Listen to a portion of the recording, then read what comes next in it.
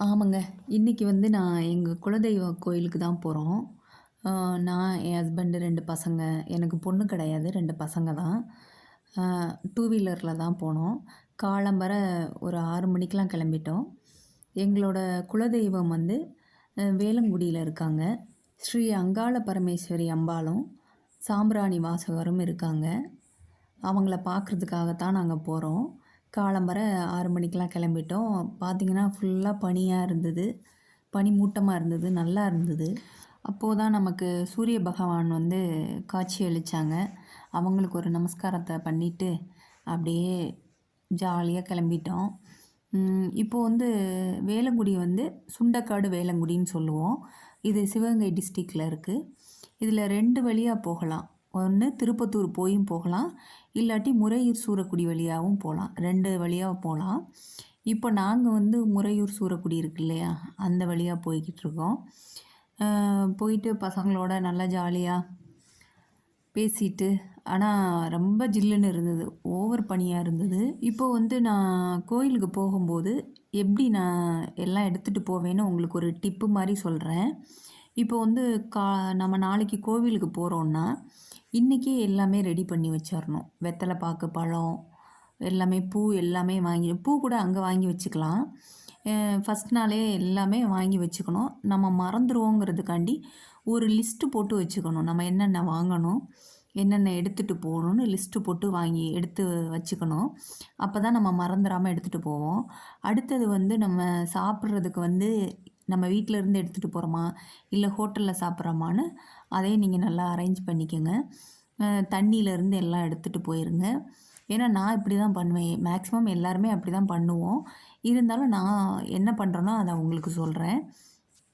இப்போ பாருங்களேன், இந்த இடம் எப்படி இருக்குன்னு பாருங்கள். நல்லா அழகாக இருக்குல்ல. நம்ம இங்கே டவுன்லேயே இருந்துட்டு அங்கே கொஞ்சம் நல்லாயிருக்கும். எல்லா இடமுமே நல்லாயிருக்கும். இப்போ வந்து நாங்கள் முறையூர் வந்துட்டோம். முறையூர் வந்துட்டு இன்னும் கொஞ்ச நேரத்தில் நம்ம ஊருக்கு போயிடுவோம். இப்போ அங்கே போயிட்டு பார்க்கலாம். இப்போது நம்ம வந்து வேலங்குடி வந்துட்டோம். ஃபஸ்ட்டு வந்து நம்ம அம்பாளை தரிசனம் பண்ணுறோம். இப்போ வந்து நம்ம உள்ளெல்லாம் அர்ச்சனை எல்லாம் முடிச்சுட்டு, ஏன்னா அங்கே உள்ளே வந்து வேலை பார்த்துக்கிட்டு இருக்காங்க. பெயிண்டிங் வேலை நடந்துக்கிட்டு இருக்கு. நம்ம தான் ஃபஸ்ட்டாக வந்திருக்கோம். நல்லபடியாக அர்ச்சனை எல்லாம் முடிச்சுட்டு, நல்லா தரிசனம் பண்ணிவிட்டு, நிம்மதியாக கொஞ்சம் நேரம் உட்காந்து இருந்துட்டு, எப்போவுமே நம்ம கோயிலுக்கு போயிட்டுருக்கையில அவசர அவசரமாக இருக்கக்கூடாது. நிம்மதியாக அங்கே உட்காந்து இருந்துட்டு வரணும். அப்படியே முடிச்சுட்டு இங்கே வந்து சாமியை தரிசனம் பண்ணிட்டோம். இவங்க தாங்க நம்ம வேலங்குடி கருப்பர் சாமி.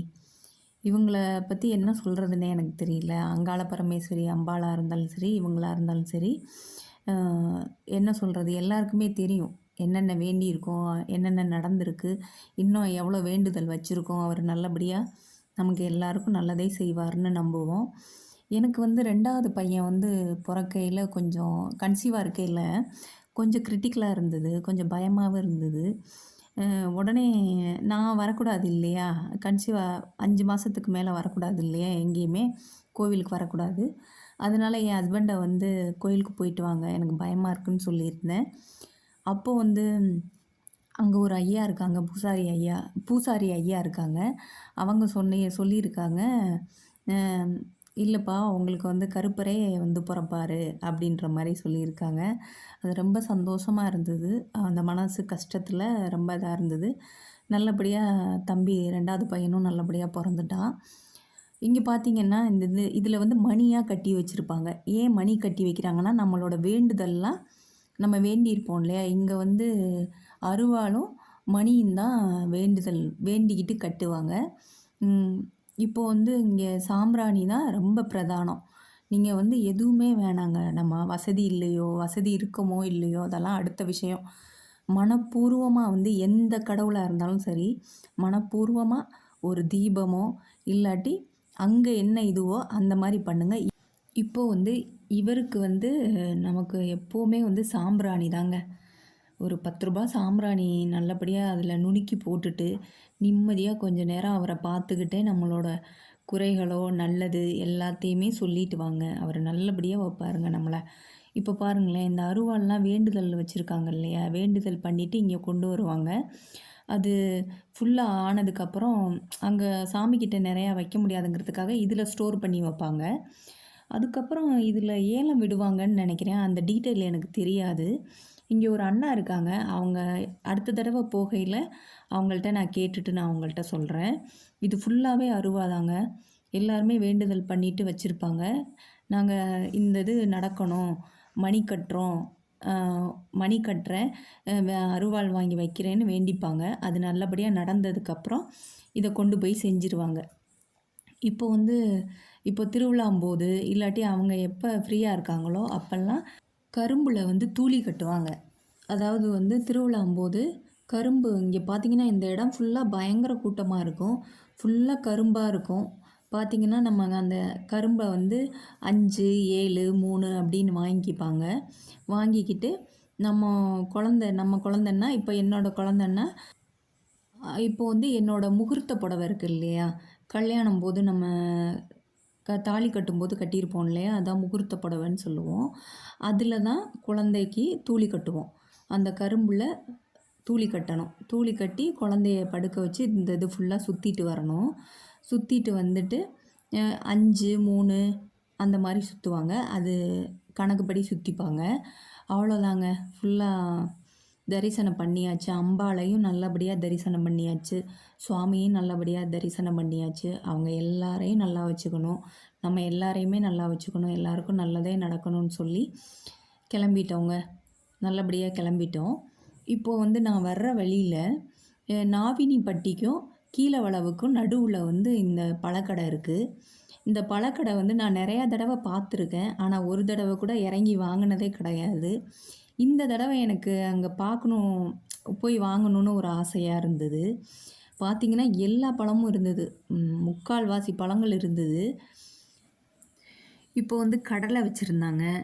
அப்புறம் இது இருக்கு இல்லையா, நார்த்தம்பழம் இருக்குல்ல, அது இருந்தது. அப்புறம் எல்லாமே இருந்தது. மேக்ஸிமம் எல்லாமே இருந்தது. பனங்கிழங்கு இருந்தது. பனங்கிழங்கு நான் லேடீஸ்க்கு ரொம்ப நல்லதுன்னு நான் சொல்லுவேன். ஏன்னா அதை நான் சாப்பிட்டு பார்த்துட்டு உங்களுக்கு சொல்கிறேன். இது சக்கரவள்ளி கிழங்கு குட்டியாக இருந்தது. வாழைப்பழத்தாறு இருந்தது. அதுக்கப்புறம் அங்கே உள்ளே போய் பார்த்தோன்னா நிறையா இருந்ததுங்க. இது கொஞ்சம் வெளியில் வச்சுருக்காங்க. அடுத்து இதில் வச்சுருந்தாங்க. இங்கே பாருங்கள், இது 10 கிழங்கு 50 ரூபா இப்போ சொல்லியிருந்தாங்க. பனங்கிழங்கு நான் வாங்கிட்டு வந்துட்டேன். ஏன்னா அந்த பனங்கிழங்கு எங்கே கிடைச்சாலும் நீங்கள் வாங்கி சாப்பிட்ருங்க. லேடீஸ்க்கு ரொம்ப நல்லது. ஏன்னா நான் அதை உணர்ந்திருக்கேன். அதனால உங்கள்கிட்ட நான் சொல்கிறேன். இப்போது வாழைப்பழம், வாழைப்பழத்தாறு, அதுக்கப்புறம் அந்த அக்காட்ட கேட்டேன், நான் எடுக்கட்டா அப்படின்னு கேட்டேன். ஓகேன்னு சொன்னாங்க. இந்த ப்ளூ கலர் சேரீ கட்டியிருக்காங்கல்ல அவங்கள சொன்னாங்க.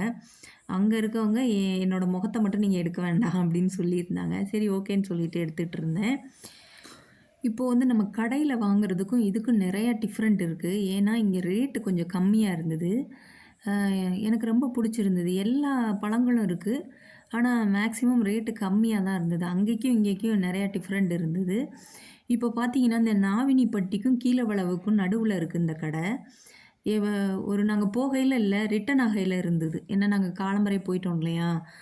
அப்புறம் பார்த்திங்கன்னா இந்த இடமே பார்த்திங்கன்னா நல்லா கரும்பு தோட்டமாக இருக்கும். நிறையா கரும்பு போட்டிருப்பாங்க, விவசாயம் பண்ணியிருப்பாங்க. அவ்வளோதாங்க. நீங்களும் கோவிலுக்கு போயிட்டு வாங்க. எல்லாருக்கும் நல்லதே நடக்கட்டும். லைக் பண்ணுங்கள், ஷேர் பண்ணுங்கள், சப்ஸ்கிரைப் பண்ணுங்கள்.